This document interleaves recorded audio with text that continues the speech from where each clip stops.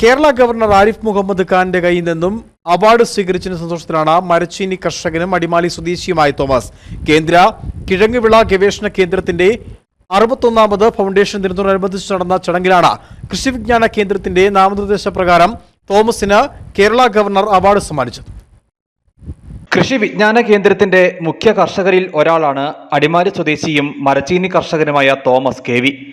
കേന്ദ്ര കിഴങ്ങുവിള ഗവേഷണ കേന്ദ്രം വികസിപ്പിച്ചെടുത്ത മരച്ചീനി ഇനം വർഷങ്ങളായി നൂതന രീതിയിൽ കൃഷി ചെയ്യുന്നുണ്ട് തോമസ്.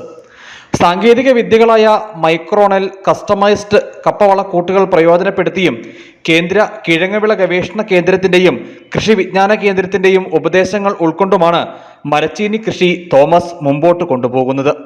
കേന്ദ്ര കിഴങ്ങുവിള ഗവേഷണ കേന്ദ്രത്തിന്റെ 61ാമത് ഫൗണ്ടേഷൻ ദിനത്തോടനുബന്ധിച്ച് നടന്ന ചടങ്ങിലാണ് കൃഷി വിജ്ഞാന കേന്ദ്രത്തിന്റെ നാമനിർദ്ദേശപ്രകാരം തോമസിന് കേരള ഗവർണർ ആരിഫ് മുഹമ്മദ് ഖാൻ അവാർഡ് സമ്മാനിച്ചത്. ഗവർണറുടെ കയ്യിൽ നിന്നും അവാർഡ് സ്വീകരിച്ചതിന്റെ സന്തോഷത്തിലാണ് ഈ കർഷകൻ. ഈ പവിത്ര എന്ന് പറഞ്ഞ ഇതാണ് നമ്മുടെ കപ്പ. 6 ഏക്കറോളം ഇപ്പോൾ ഇത് കൃഷി ചെയ്തിട്ടുണ്ട്.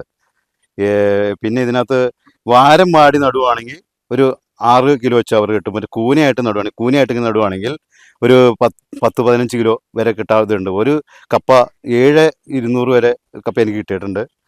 പിന്നെ എനിക്ക് ഈ അവാർഡ് തന്നത് കേരള ഗവർണറാണ്. താൻ കൃഷിക്കിറക്കുന്ന കപ്പയുടെ തണ്ടുകൾ മറ്റ് കർഷകർക്ക് വിതരണം ചെയ്യുന്നതിനും തോമസിന് മടിയില്ല.